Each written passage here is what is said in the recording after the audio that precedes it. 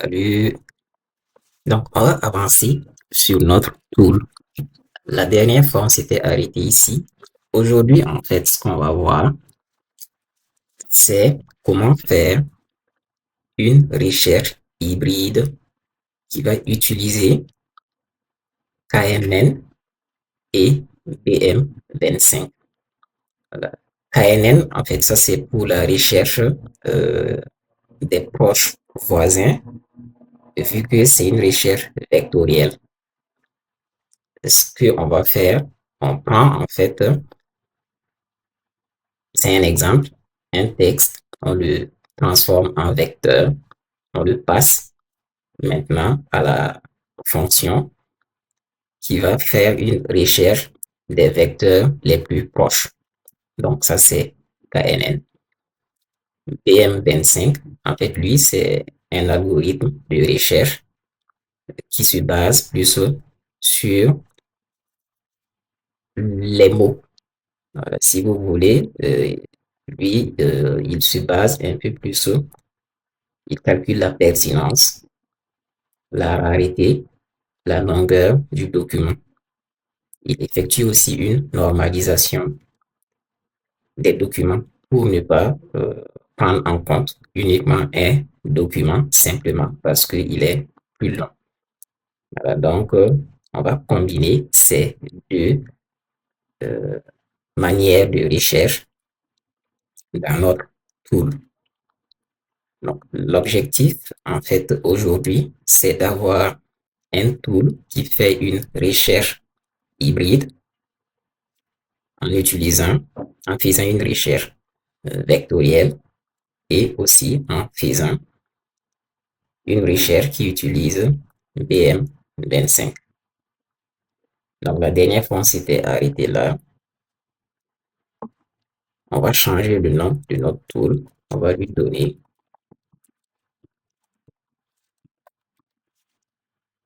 là, c'est un nom, vous pouvez lui donner ce que vous voulez du moment où ce nom vous parle en fait.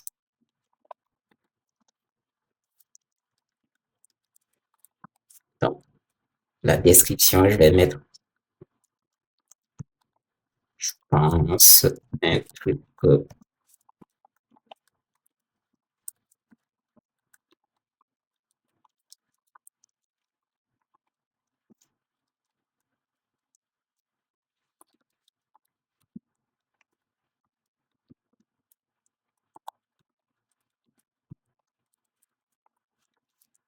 et là, ça va être, je pense que ça, c'est bon.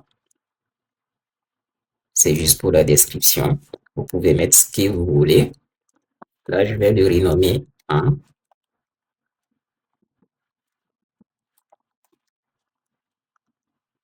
en paramètre, puisque le tool, en fait, en paramètre, on voudrait que la requête, on la récupère. Voilà, imaginez que ça, ce soit du texte. Imaginez, voilà, c'est ça, j'ai envoyé depuis le front. Donc, le query va contenir cela.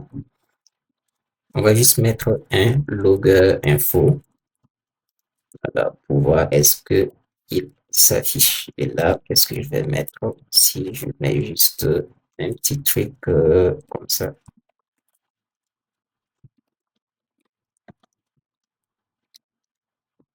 Voilà, ça va juste afficher en console log au moment de l'exécution. Donc, on a besoin de faire à la fois une recherche vectorielle et BM25. D'accord. Donc, ce qu'on va faire,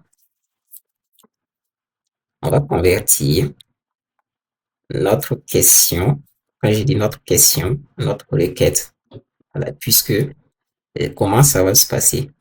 Lorsque vous posez une question dans votre assistant IA, si toutefois ce tool est demandé à être utilisé, puisque ce n'est pas vous qui décidez, même si vous le configurez dans le compte, voilà, c'est pas à chaque fois forcément qu'il sera utilisé. Voilà, même si vous pouvez faire en sorte qu'il soit utilisé à chaque fois. Donc, imaginons si le tool est appelé, là, il va prendre un paramètre, la question. Maintenant, la question, c'est du texte. Pour faire une recherche vectorielle, on va le convertir en vecteur. Bon, nous-mêmes, on va décider de le faire manuellement. On n'est peut-être pas obligé de le faire. Vous verrez ça plus tard. Donc, ce que je vais faire, vu que c'est des vecteurs,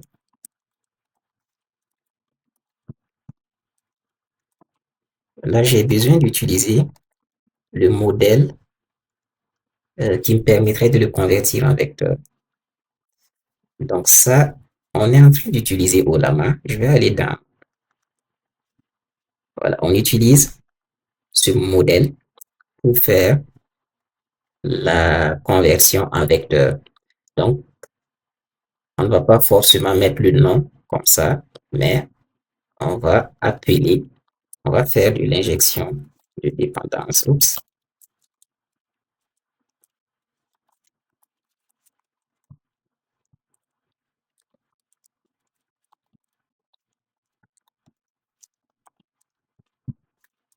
En fait, qu'est-ce qui me permet de faire ça? C'est parce que si vous vous souvenez, on avait utilisé comme dépendance cette version pour Olama, ou le modèle de Olama. Donc, cette version, en fait, nécessite pas une configuration manuelle. Voilà, c'est auto-configuré, c'est géré par Spring. Par contre, vous pouvez avoir une version de cette dépendance qui nécessite une configuration manuelle, ce que j'expliquais la dernière fois. Et si vous utilisez une version de cette dépendance, toutefois qui nécessite une configuration manuelle, on aurait été obligé quelque part dans notre code, application, voilà, de créer un bin pour cette configuration.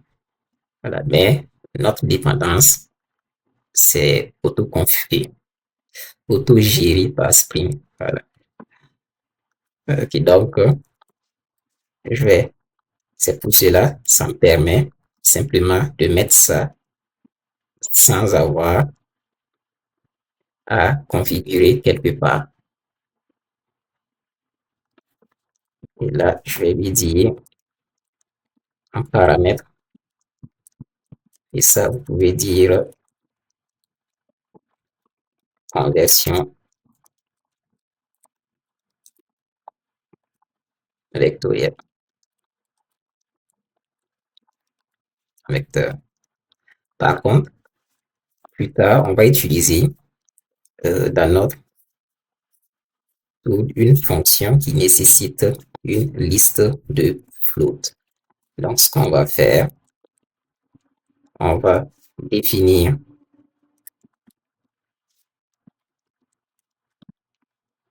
il n'a pas importé, bon, pas de souci.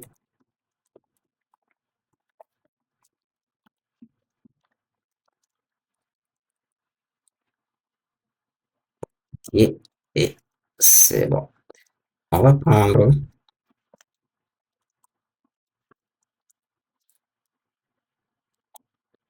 j'ai fini et j'explique.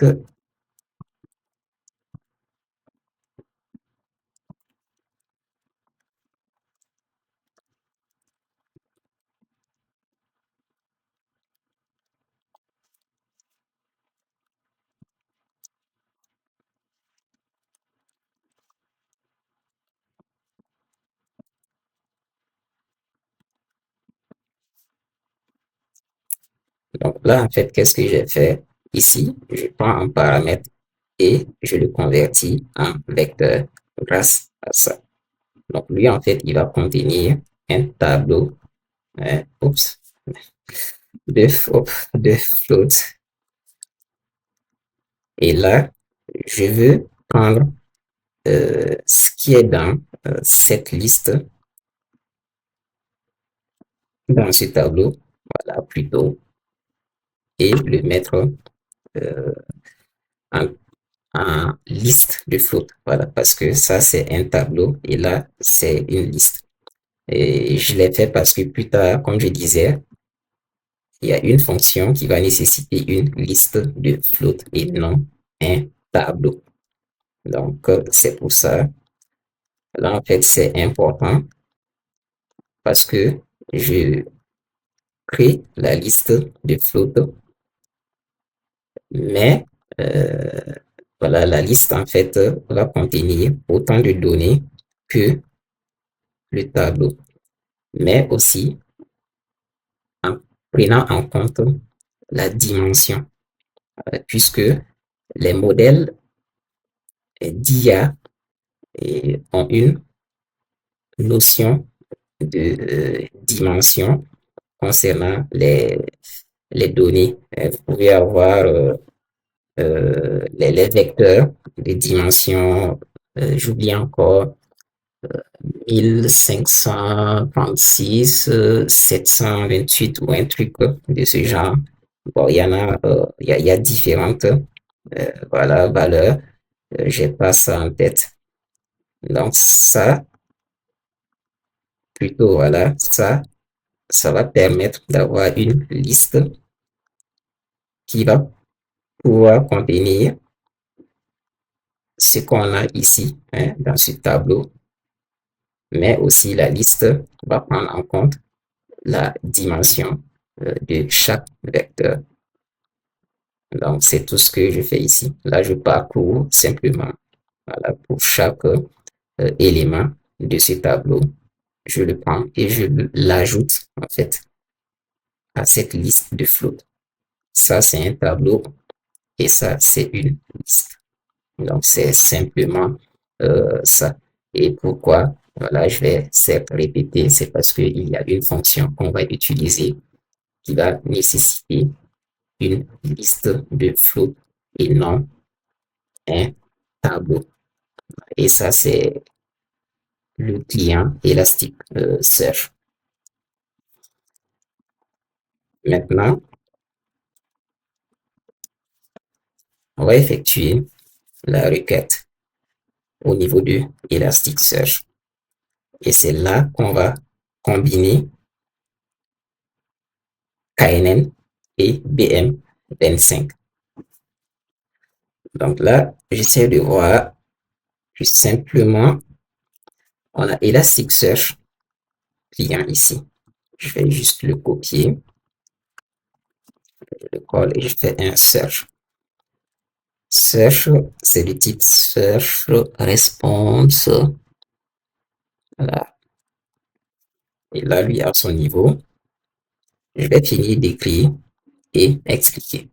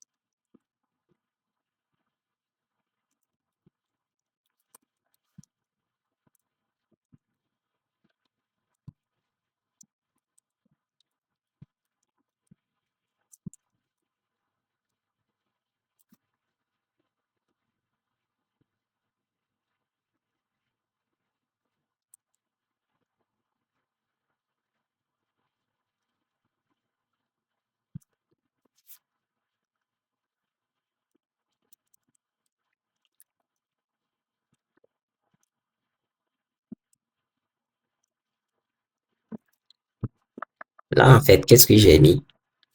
C'est juste la structure de la requête. Ou si vous voulez, bon, voilà, c'est ce qu'on va utiliser. Ici, j'utilise le client Elasticsearch pour effectuer la requête. Mais dans Elasticsearch, comme je disais, on peut avoir plusieurs index. Et ça, c'est détaillé. Donc, je lui dis effectue une recherche sur quel index? Sur notre index que vous voyez. Et la requête, c'est quoi? C'est ça. Et qu'est-ce qu'il doit renvoyer? Et quand je dis requête, je vais dire voilà, le code que je lui dis d'exécuter. Je lui dis, voici la requête, mais je voudrais que tu me retournes les documents hein, qui vont répondre à au moins ça ou bien ça.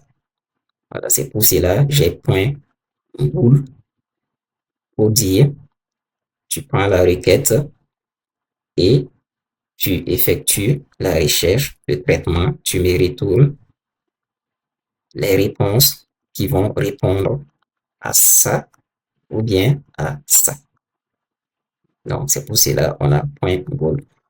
Maintenant, au niveau de cette partie, je vais définir ce que je veux. Donc, je vais lui dire,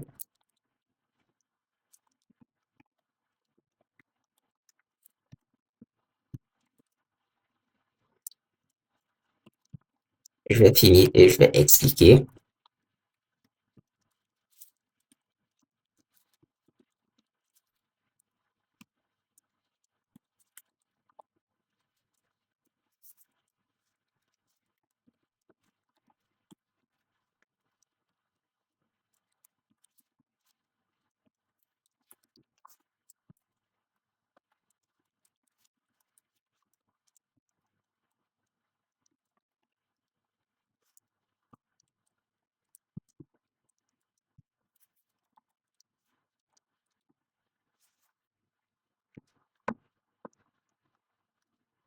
Donc, là, déjà, qu'est-ce que je lui dis? En fait, ici, je lui dis, tu dois me renvoyer les réponses qui sont, que tu vas aller chercher hein, au niveau de texte. Donc, il va aller chercher, imaginez que ça fait référence à une colonne. Donc, il va rechercher les réponses qui sont à ce niveau. Et ça, c'est BM25. Mais, qu'est-ce que BM25 fait? Comme je vous disais, il va aller chercher en termes de pertinence, en termes de longueur du document. Voilà, donc, ça, c'est BM25. Il va aller chercher dans texte qui se retrouve dans l'index.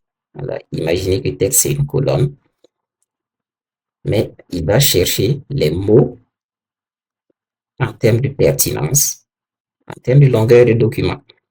Et quand il trouve, il multiplie le poids par 2. Donc, ça, c'est pour cette partie. Et c'est quels mots il va aller chercher? Ce sont les mots qui viennent de ça, de notre requête. Bon, quand je dis requête, je vais dire, imaginez la question que vous avez posée et dans votre assistant IA. Voilà, donc, il prend ça et il va chercher. Il fait une recherche en utilisant BM25. Donc, c'est ça, en fait. Donc là, ici, on a fait BM25. Et si ça ne suffit pas, on va utiliser KNN.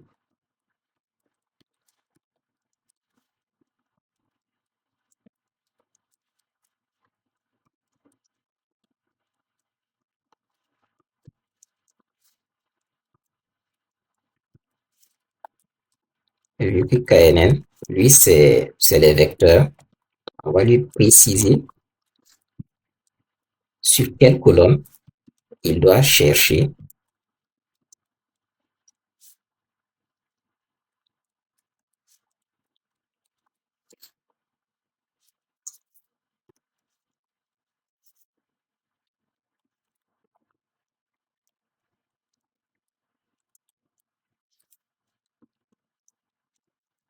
sur...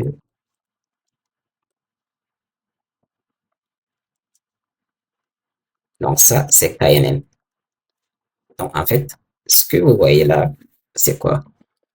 On lui dit, fais la recherche sur, si je disais le champ, je ne sais pas si ça vous parle, ou bien plutôt la colonne. Voilà, recherche dans la colonne embedding.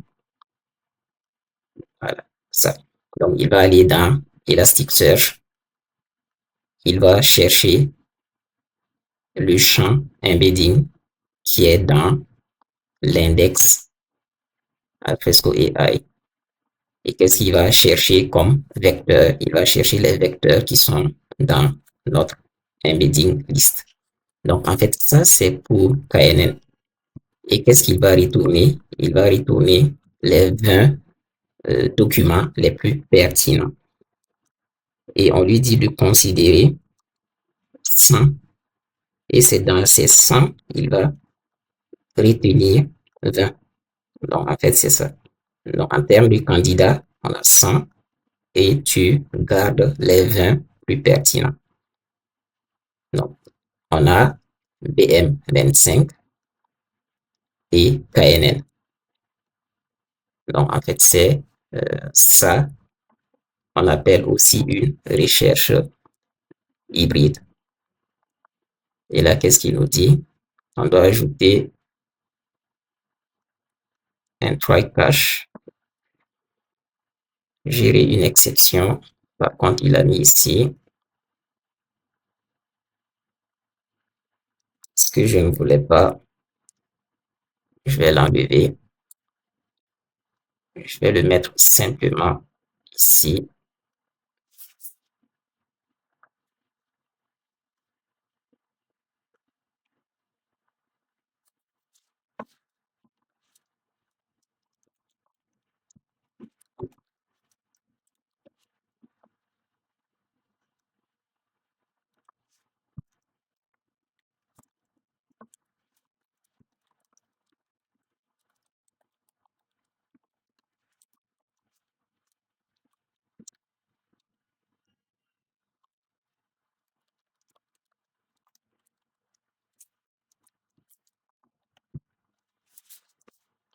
Voilà.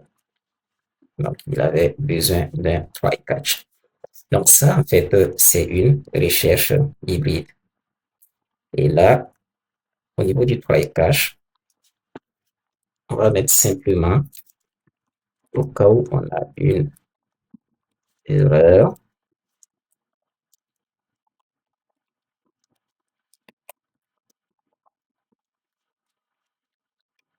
quelque chose comme ça. Et on lui dit de nous retourner simplement, on a besoin, voilà, plus tard, on va mettre ce qu'on veut ici. Donc, revenons, on va terminer ça. Ici, en fait, qu'est-ce que vous allez avoir? Vous allez avoir une liste de documents. Seulement, je vais vous montrer un peu ce que on pourrait avoir. Donc, voilà un peu ce qu'on peut avoir en termes de résultats. Et là, nous, on a besoin en fait d'accéder à ce tableau. Voilà. Donc, on va avoir une liste de hits. Et pour accéder à ça, on doit parcourir ça. Soit hit, hit. Et on accède à ça. Et on a besoin d'extraire ces informations. Donc, en fait, voilà ce qu'on va avoir. C'est un exemple de résultat qu'on va avoir dans response.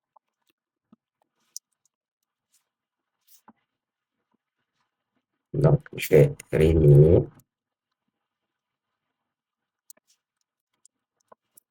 Là, je vais créer ce que j'ai mis. Object load.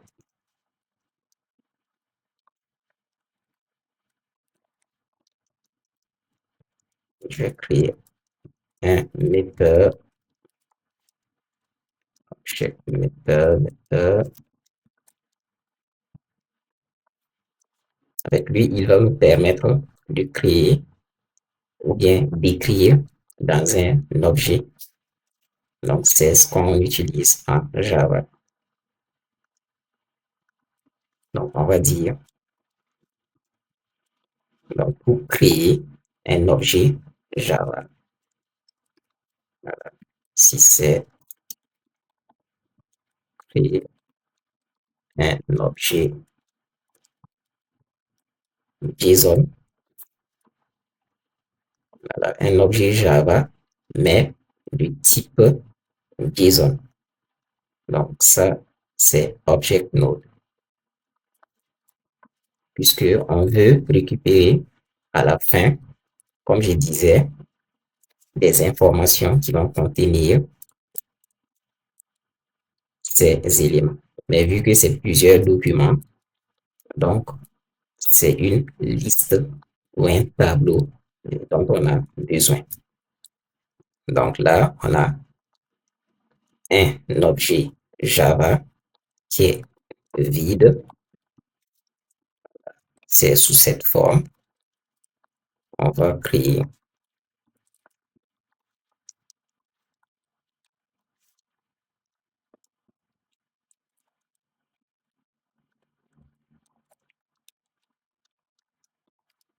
maintenant un tableau de JSON.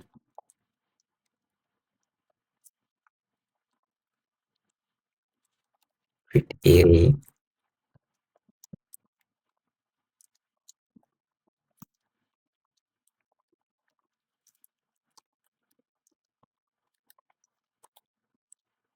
donc, on aura quelque chose de ce genre. Ici, c'est créer un objet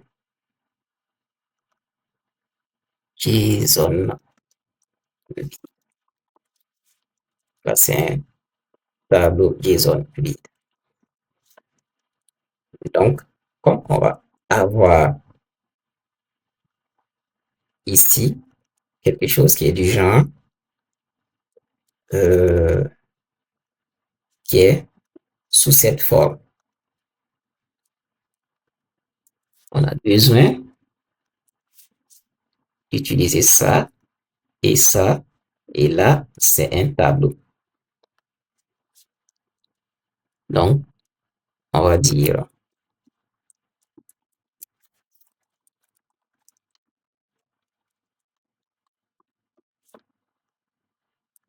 là, on va dire it simplement. Response it point it. Donc, à partir de là, on est ici. Où est-ce que c'est it et it? Donc, on est ici. Donc, on parcourt maintenant ces éléments. Donc, il faut imaginer, on peut avoir ça,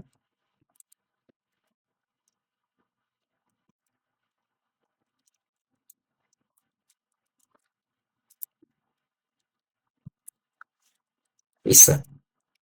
Donc, on va parcourir maintenant ce tableau. Et maintenant, pour accéder, en fait, on utilise point source. Et là, en fait, ce que ça nous retourne, c'est un objet du type string object. Donc, pour ça, on va créer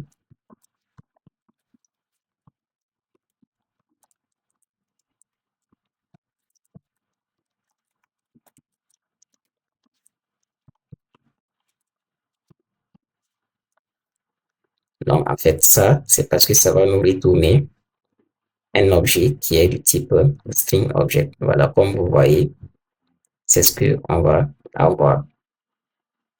Donc, là, on peut accéder en faisant, par exemple, src.get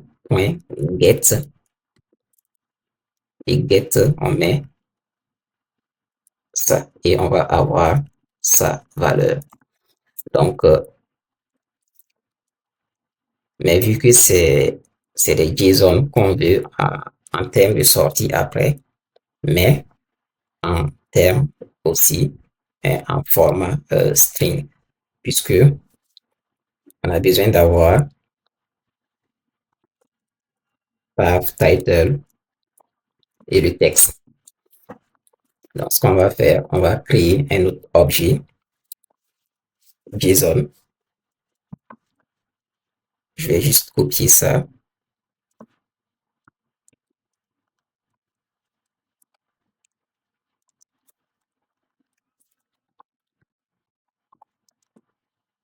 Donc, à chaque fois qu'on va parcourir, en fait, on va récupérer, à chaque fois qu'on va parcourir, voilà, le tableau ici,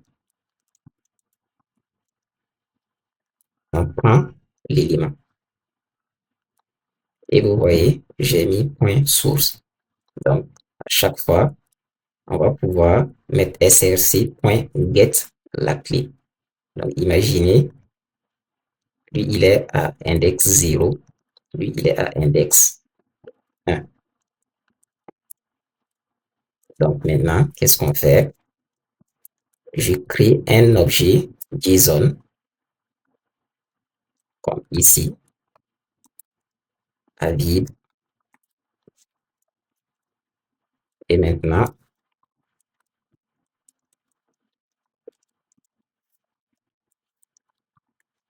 je mets simplement, bon, je vais lui dire de me convertir en string.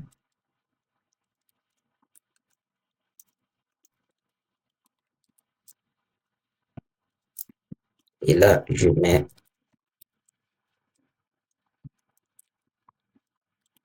la clé. Et la clé, c'est quoi? C'est ça, en fait. Ou bien ça. Ou bien ça. Voilà, donc, c'est pour cela, je lui dis document ID.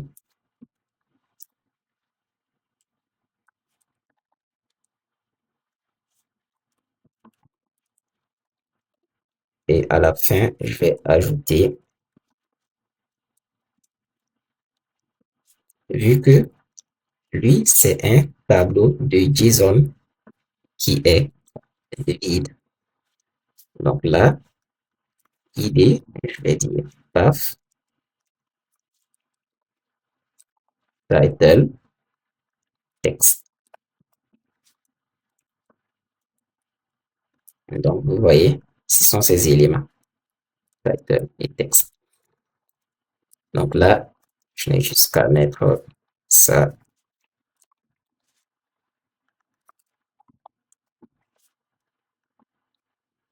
Donc, en termes de sortie, on va avoir en fait notre tableau de JSON ici.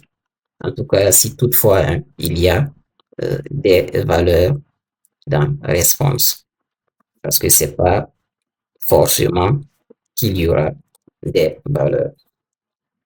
Maintenant, vu qu'on a notre tableau de, de JSON, ce qu'on va faire, nous, on veut simplifier. On voudrait en fait avoir les documents, mais aussi s'il y a des références sur des images. On avait créé ici un JSON à vide. Lui, on ne l'a pas encore utilisé. Donc, ce qu'on va faire, on va retourner, on va formater, en fait, pour avoir, là, on va dire doc array.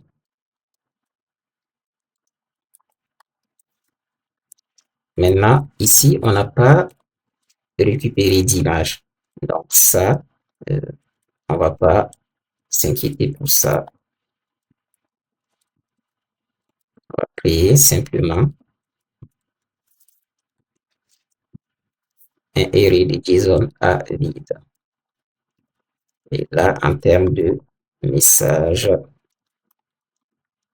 on va juste dire résultat de la recherche hybride.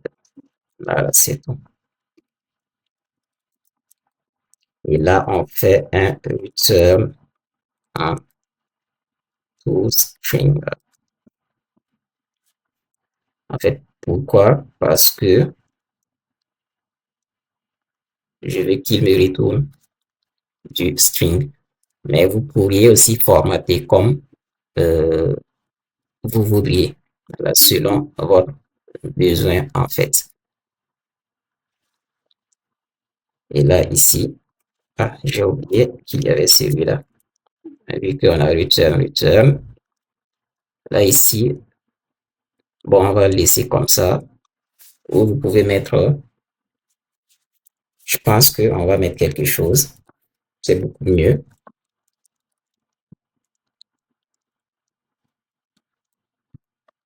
Puisqu'on veut avoir document, image,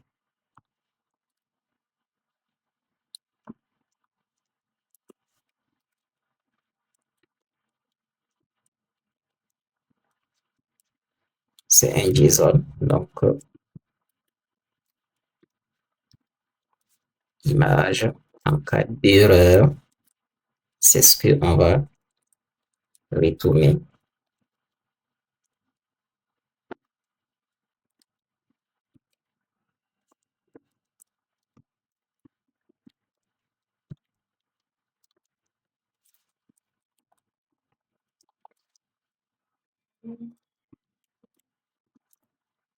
Et là, on va dire erreur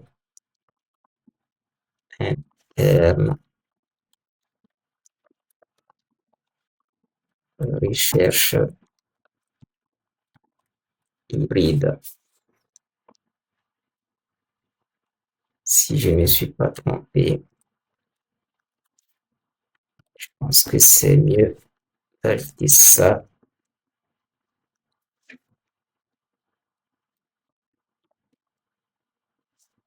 Euh,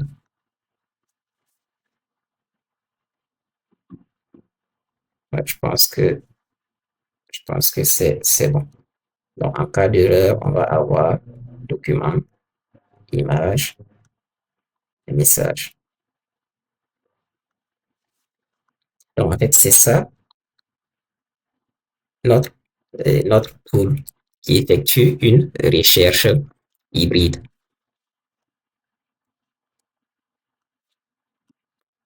Donc, ça va être tout pour ce tool. La prochaine fois, on va voir un deuxième tool.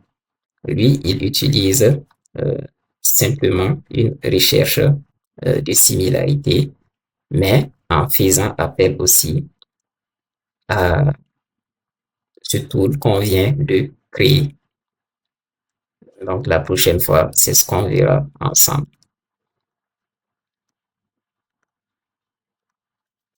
Donc là, je pense que je vais lui le mettre déjà. Juste là, signature.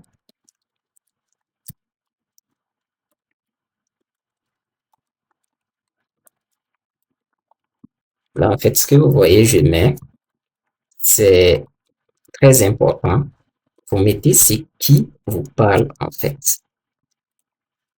Parce que on va utiliser plus tard en termes de référence dans, dans le compte.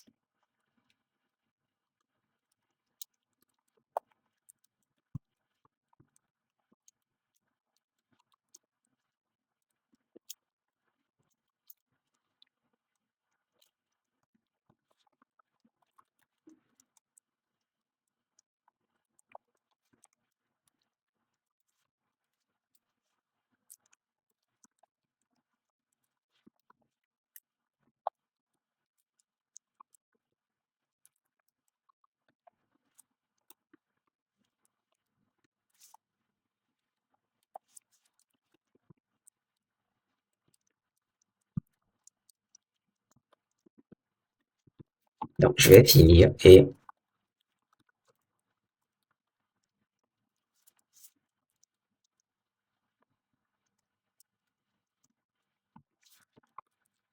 je crois que j'ai oublié une parenthèse quelque part. Est-ce que je l'ai mis?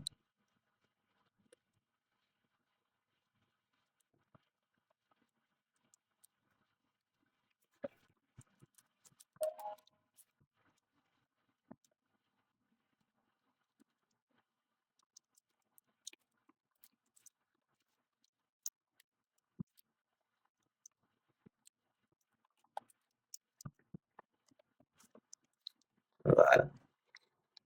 En fait, ça, c'est le tool qu'on verra la prochaine fois. Lui, en fait, il va prendre en paramètre ce que l'utilisateur a envoyé, mais il va aussi utiliser le tool qu'on vient de créer pour la recherche hybride. Donc, en fait, il va faire une recherche de similarité, mais en reprenant aussi ce tool. Voilà, donc c'est tout en fait pour aujourd'hui et à très bientôt. N'hésitez pas à laisser des commentaires. Ça me permettra en fait d'ajuster, voilà, si toutefois il y a des points qui sont pas clairs, voilà, ou bien s'il y a des erreurs. Donc, merci et à très bientôt.